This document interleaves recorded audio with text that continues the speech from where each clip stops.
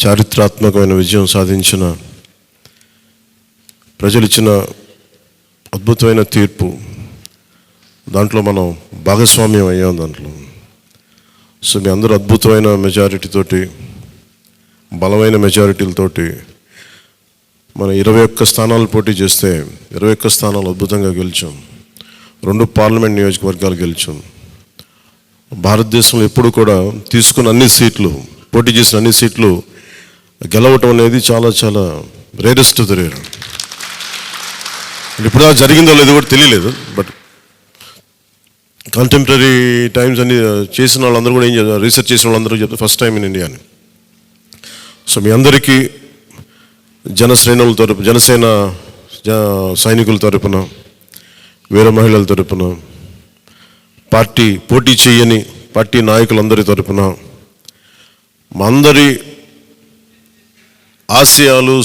ఆశీస్సు మీరు తీసుకెళ్తున్నారు ముందుకు రేపోతున్నాను. అంటే మీరు ఒక్కళ్ళే వెళ్ళట్లేదు అసెంబ్లీకి, వెనక కూర్చు జనసేనకు నిలబడ్డ ప్రతి ఒక్క నాయకులు, పోటీ చేయని నాయకులందరూ కూడా, రక్తం ధారబోసిన జన సైనికులు, అసలు అలుపెరకు ఇంట్లో నుంచి బయటికి రాని వీర మహిళలు, అసలు మామూలు ఇంట్లో నుంచి బయటికి రా, అలాంటి వాళ్ళు బయటకు వచ్చి మరి తిరిగారు మనకి. సో వారందరూ ఆశయాలు మీరు ముందుకు తీసుకెళ్తారు.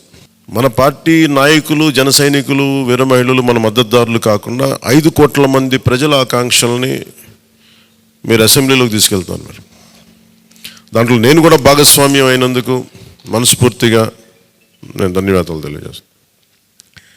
ఒక చిన్నపాటి ఒక మార్పు జరగాలి, ఒకటి సాధించాలంటే ఎంతమంది పని చేస్తే తప్ప ఒక చిన్నపాటి మార్పు రాదు. అలాంటిది ఒక కీలక 5 కోట్ల మంది ప్రజలకు సంబంధించిన భవిష్యత్తు. ఈరోజు జనసేన విజయం, టీడీపీ విజయం, భారతీయ జనతా పార్టీ విజయం ఏ స్థాయికి వెళ్ళిపోయింది అంటే, కేంద్ర ప్రభుత్వం అధికారంలో కూడా చాలా కీలకమైన అంటే ఈరోజు మనందరం కష్టపడింది, ప్రజలందరూ మనకి నమ్మకం పెట్టి మనం నిలబడి ఉంచింది, ఇది మర్చిపోలేదు. ఇప్పుడు దాకా పొలిటికల్ ప్రాసెస్లో గత 10 దశాబ్ద కాలంలో మన ముఖ్యంగా లాస్ట్ అర దశాబ్దం కాలంలో ఏ స్థాయిలో ఉంది చూసాం. మనం ఒక కొత్త ప్రెసిడెంట్ ఇవ్వాలి పాలిటిక్స్కి, వ్యక్తిగత దోషం లేని, క్యారెక్టర్ని అసాసినేట్ చేయని పాలిటిక్స్. ఈ మార్పు ఏదో రావాలి. ఎందుకంటే టీవీలో సినిమాలకి సెన్సార్ ఉంటుంది, టీవీలకి సెన్సార్ ఉండదు. సినిమాలు ఎవరన్నా కూర్చోబెట్టి ఏదైనా మాట్లాడితే, మన ఈవెన్ అసెంబ్లీలో మాట్లాడితే రికార్డు నుంచి తొలగిస్తారు.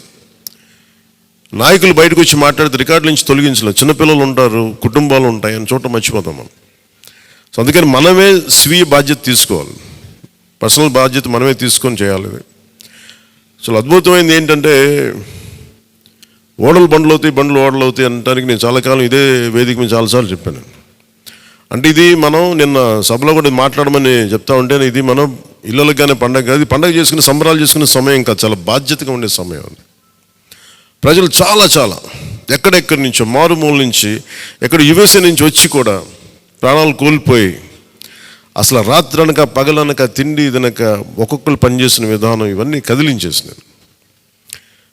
సహజంగా విజయం రాగానే అందరికీ ఏముంటుందంటే ఒక అతిశయం వచ్చేస్తుంది. అలాంటి అతిశయం నాకు లేదు, దయచేసి మీరు ఎవరు పెట్టుకోకుండా, నా రిక్వెస్ట్ ఇది ఒకనమాట. ఎందుకంటే మనందరికీ ఇది వచ్చేస్తుంది, అది నేను కాదనట్లేదు. కానీ దాన్ని అధిగమించి ఎదిగే కొద్దీ ఒదిగి ఉండాలి అనేది మనం నిలబడి చూపిద్దాం, పాటించి చూపిద్దాం.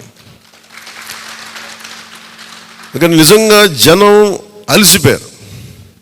ఒక కొత్త తరహా రాజకీయం చూద్దాం, పాత విలువలతో కూడిన రాజకీయం చూద్దాం. అది మనం చేసి చూపించాలి, ఆ దారి వెంట నడిచి చూపించాలి.